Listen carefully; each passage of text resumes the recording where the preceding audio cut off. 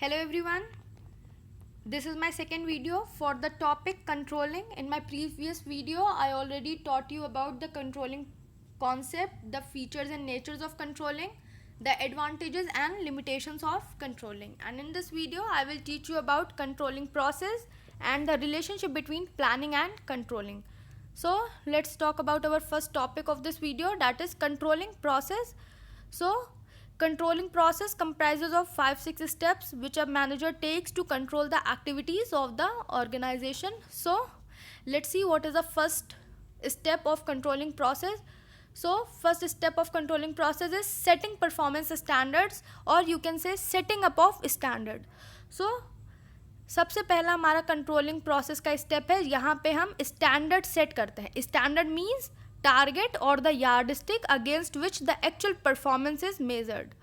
सो आपका स्टैंडर्ड से मतलब है कि एक यहाँ पे हम टारगेट सेट कर देंगे जिससे हमारी एक्चुअल परफॉर्मेंस को मेज़र किया जा पाए आसानी से.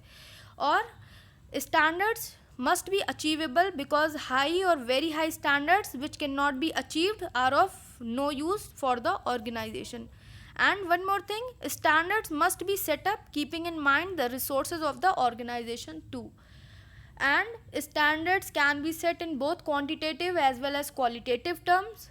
So क्वांटिटेटिव का मतलब होता है जिसको हम न्यूमेरिकल या मेजरेबल टर्म्स में एक्सप्रेस कर सकते हैं, और क्वालिटेटिव वो चीज़ें होती हैं जिसकी कोई क्वालिटी होती है और उसको हम न्यूमेरिकल टर्म्स में एक्सप्रेस नहीं कर पाते हैं. सो कुछ क्वांटिटेटिव स्टैंडर्ड्स का एग्जांपल है जैसे कि कॉस्ट टू बी इनकर्ड, और you can say product units to be produced, time to be spent in performing a task. So these are some of the examples of quantitative standards. And the motivation level of employees or goodwill improvement, these are the examples of qualitative standard. But managers should try to make the standards or to set up the standards in numerical or measurable terms only. And the standards must be revised from time to time, keeping in mind the changes of business environment too. So, for example, a few standards which are used in functional areas such as target production of 10,000 units per month. तो अगर आपको एक month में 10,000 units production करना है तो ये आपने ऑलरेडी टारगेट सेट कर दिया है. या आपने कहा है कि हमारी स्टैंडर्ड कॉस्ट पर यूनिट जो है वो ₹10 होनी चाहिए एक प्रोडक्ट की. ओके. या आप ये भी कह सकते हैं आपकी जो सेल है वो 1 लाख यूनिट हो पर मंथ. तो यहाँ पे आपने ये सारी जो भी आप एग्जांपल्स देख रहे हैं जो हमने बोले हैं अभी, ये आपने टारगेट सेट कर दिया है और ये बेसिकली न्यूमेरिकल या क्वांटिटेटिव टर्म्स में एक्सप्रेस किए गए हैं. Okay. So with this we have another step in controlling process, that is measurement of actual performance. So after setting up of a standard, the performance of the employee is measured by evaluating the actual performance done by the employees. So यहाँ पे इस particular step में employees की performance को, actual performance को हम evaluate करते हैं जो भी उन्होंने ऑर्गेनाइजेशन में की होती है. और when performance can be measured numerically, then it is very convenient to measure the performance of the employee. And one thing can be kept in mind, that the performance will be quantitative as well as qualitative aspect. So जब हम employees की performance को measure करेंगे तो उसमें quantitative और qualitative aspect दोनों देखेंगे, because employees sometime achieve the quantitative standards by ignoring the qualitative standards. So generally the performance of managers is measured by looking at the overall efficiency level of the organization. Okay. So इस particular step में जो भी employees की actual performance होगी उसको हम measure करेंगे, और generally managers जो हैं वो overall efficiency organization में देखते हैं employees की. So for example, if you have to measure department's performance, then every department should perform in different manner and their evaluation should be done in another way. सो हर आपका department जो है वो अलग तरीके से काम करता है और इसीलिए उसकी परफॉर्मेंस भी अलग अलग तरीके से इवेल्युएट होनी चाहिए.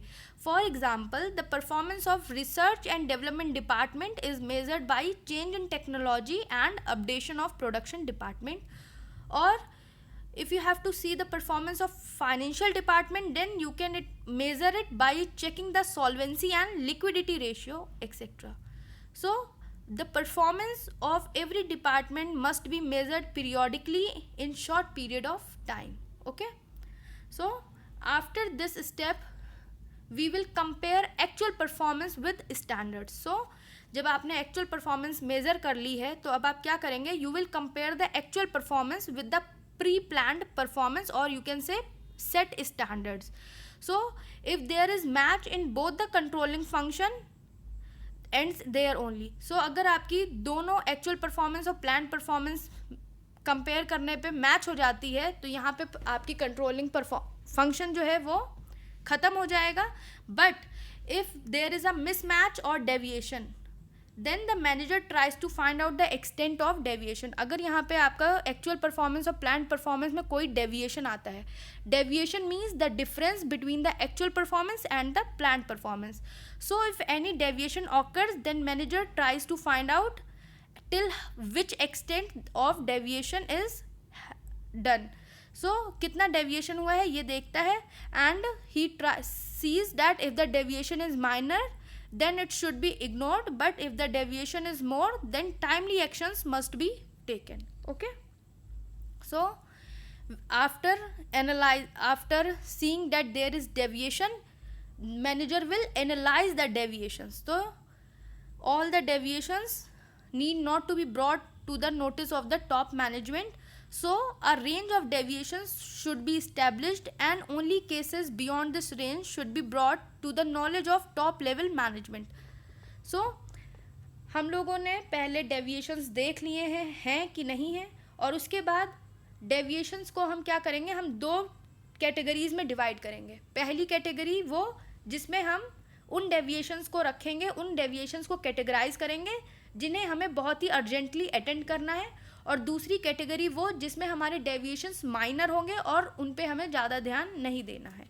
ओके, सो जो डेविएशंस आपके बहुत ही अर्जेंटली अटेंड करने हैं, हम उन्हीं को टॉप मैनेजमेंट को नोटिस करवाएंगे. बाकी जो मैनेजर्स हैं आपके, वो इनको खुद ही डील कर लेंगे.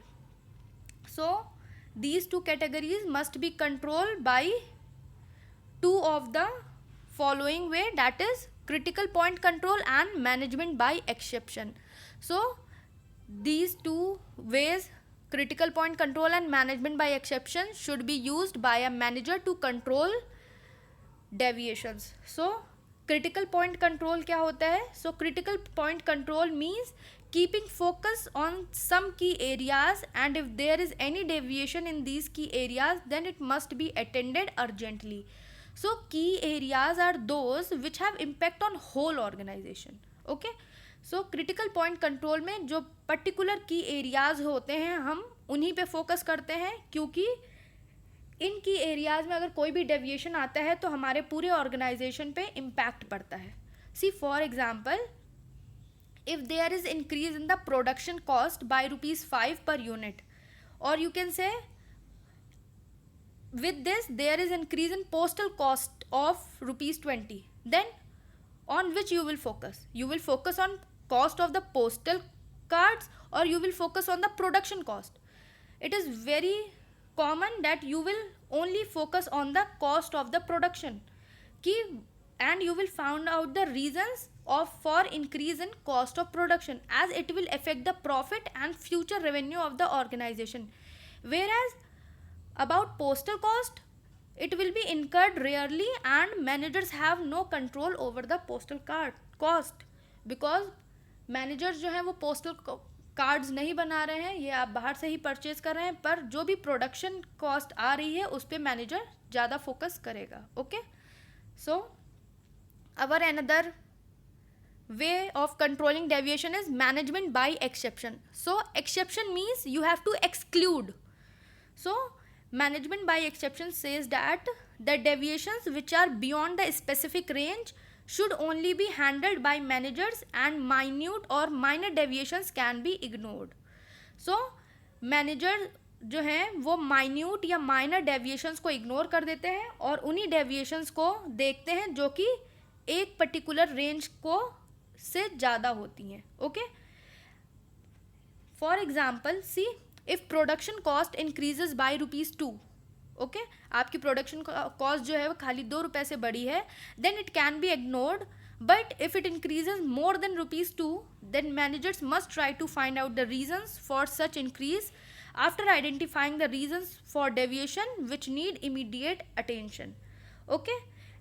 और ये जो भी deviations हैं या जो भी reasons हैं should be discussed with the top level management for critical evaluation, whereas the increase less than ₹2 can be handled at supervisory level also or can be ignored also for some time.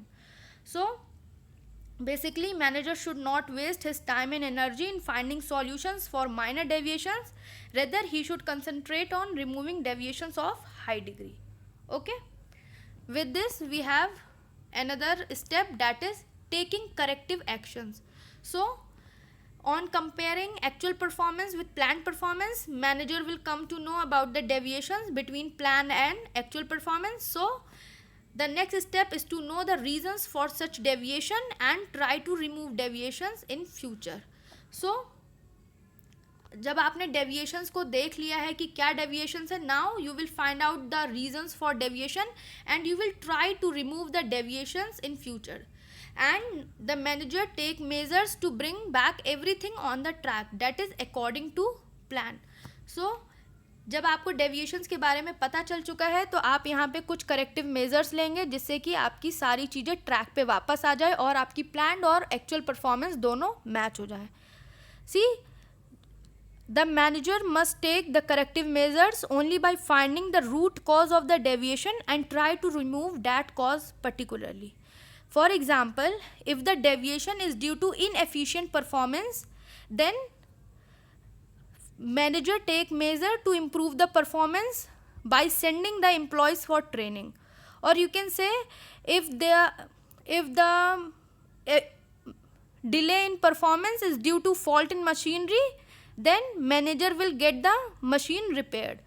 So manager must take some corrective measures only by finding the root cause of that deviation. जो आपका root cause है deviation का उसको find out करना है और उसी पे work करना है management को, जिससे कि आपकी actual performance planned performance से match हो जाए.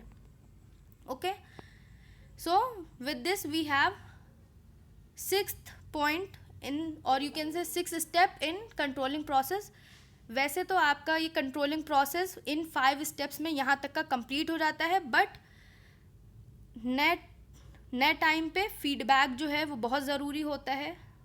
सो controlling function does not end by taking corrective action only as it is a continuous process. So after suggesting the corrective measure a feedback report is prepared and basically in this feedback there is a list of reasons for deviation of plans or for inefficiency in overall working of the organization, and along with the reasons the corrective measures are also specified in the feedback report.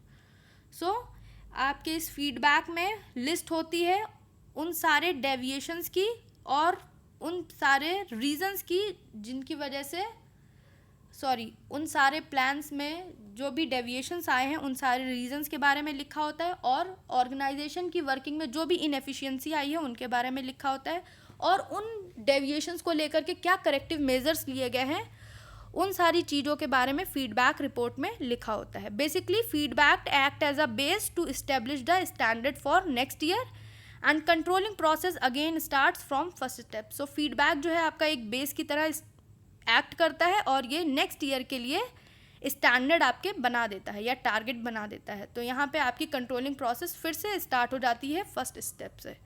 So I hope now you understood what are the steps taken for controlling process. Okay, now we will move on to our next topic, that is relationship between planning and controlling. So Planning and controlling are inseparable twins of management. Yes, because the planning and controlling functions of management are very closely related, and the relation between both the function is explained with few points, that is nature and concept. Planning and controlling are interdependent and interlinked, and planning and controlling both are backward and forward looking, and with more point, that is planning is perspective whereas controlling is evaluative. So planning और controlling के बीच का relationship आपको कुछ function से पता चलता है. वो है सबसे पहला नेचर और कॉन्सेप्ट. सो प्लानिंग और कंट्रोलिंग का नेचर क्या है या कॉन्सेप्ट क्या है, this you know very well that planning is the basic function of every enterprise. As in planning, we decide what is to be done, how it is to be done, and when it is to be done, and by whom it must be done. So basically, planning bridges the gap between where we are standing today and where we want to reach. Okay? And controlling means keeping a check that everything is in accordance with the plan. And if there is any deviation, taking measures to stop that deviation. So the meaning of controlling makes it clear that controlling function is undertaken for right and timely implementations of plan. So planning और controlling के nature से ये साफ साफ सामने आता है कि प्लानिंग जो है वो हमारा बताता है कि हमें किससे काम करवाना है, कब करवाना है, कैसे करवाना है, ये सारी चीज़ें बताता है. और कंट्रोलिंग ये देखना है कि हमारा काम जो है वो प्लान के अकॉर्डिंग चल रहा है कि नहीं चल रहा है. Okay.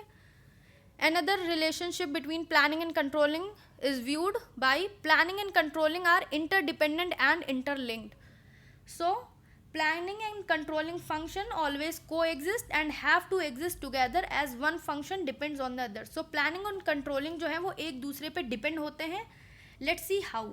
See, the controlling function actually compares actual performance with the planned performance, and if there is no planned performance, then controlling manager will not be able to know whether the actual performance is okay or not.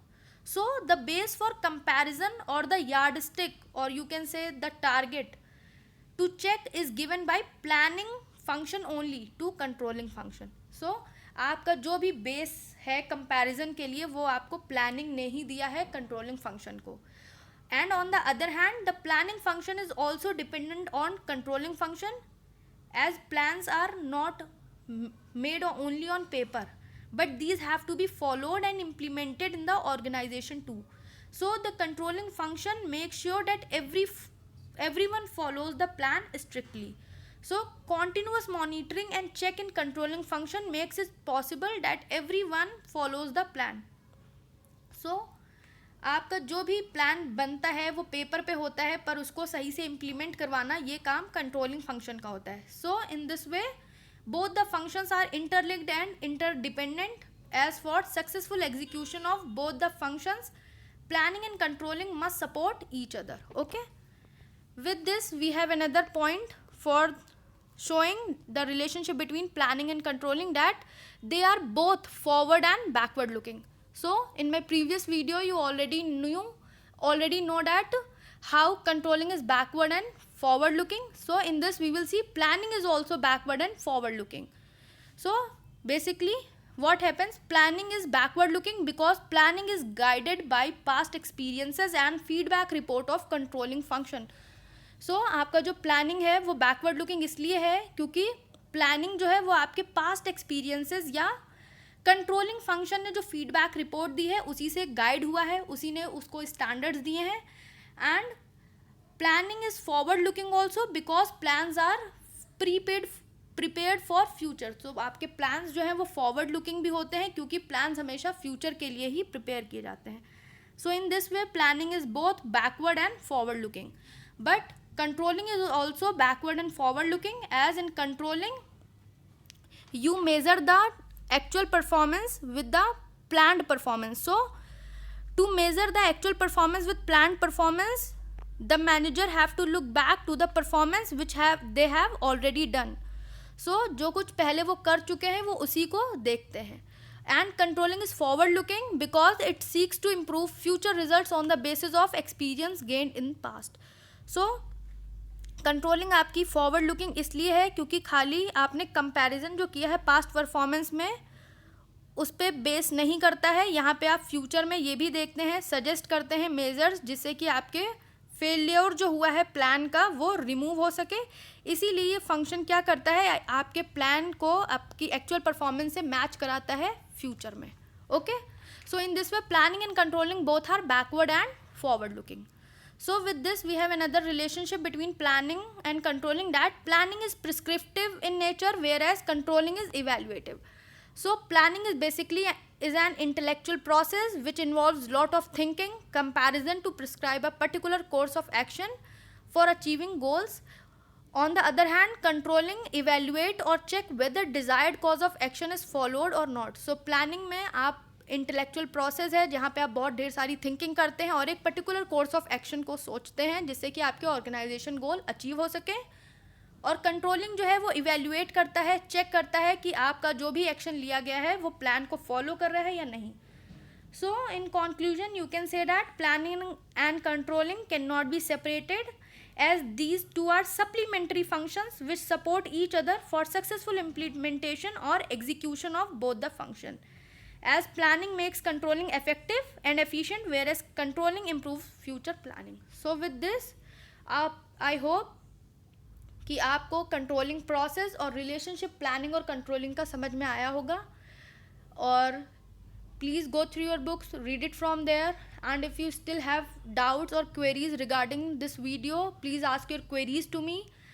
And if you find my video helpful, so please press the like button, share it with your friends and subscribe to my channel. Okay, thank you.